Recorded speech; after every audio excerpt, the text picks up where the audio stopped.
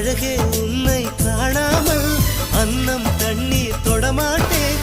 ஆகாயத்தின் மறுபக்கம் சென்றால் கூட விடமாட்டேன். உன்னை காணும் முன்னே கடவுள் வந்தாலும் கடவுளை தொழமாட்டேன்.